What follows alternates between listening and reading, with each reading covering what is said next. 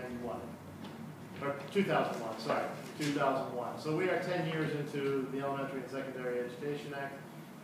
For the most part, education bills are authorized for 5 years, and then their authorization expires.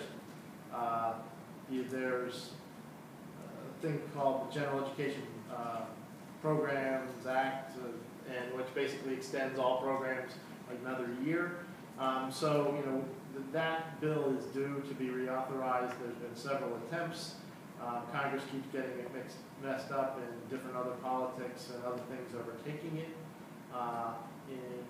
And higher education tends to get in the way. And again, it may do it again. But right now they're trying to move bipartisanly on that bill. And then we've talked a little bit about the regulation side. And the only other thing I will mention is accreditation. And I know for our international folks, this is an anomaly. I've done a couple different meetings with folks from different countries, and they always want to focus on accreditation. And I'm no expert on it, but I know enough to be dangerous, I think. But accreditation is something that people are looking at. Obviously, initially it was put in by the higher education world for self-improvement purposes. And what the federal government has done now is said, one, in order to get federal aid, you need to be accredited. So, now it's been given this kind of seal of approval that if you're accredited, you have some type of quality approval. And I'm not sure that that's appropriate.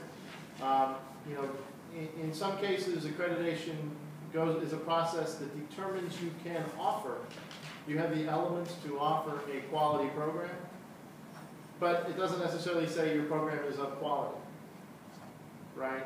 So it basically looks at, do you have the right faculty? Are they credentialed in their fields?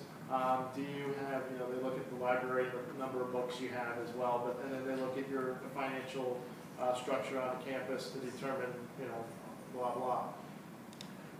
But that doesn't mean that you can have the management skills there. It doesn't mean you're running well. So that's the thing. And it doesn't, the other thing it doesn't do is it says, so, Penn gets accredited, the English department has, to some degree has an accreditation.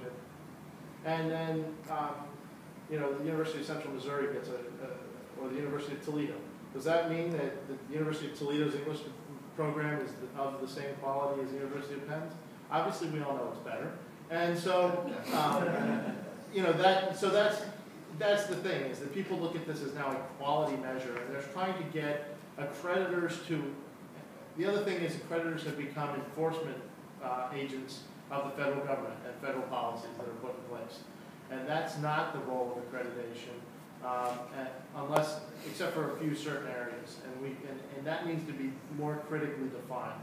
But that's a challenge right now for higher education as groups are looking at institutions, recognizing that, hey, some institutions are not serving the public well, not using federal resources well, and what's the quickest way to crack down on those, and that's through the accreditation process.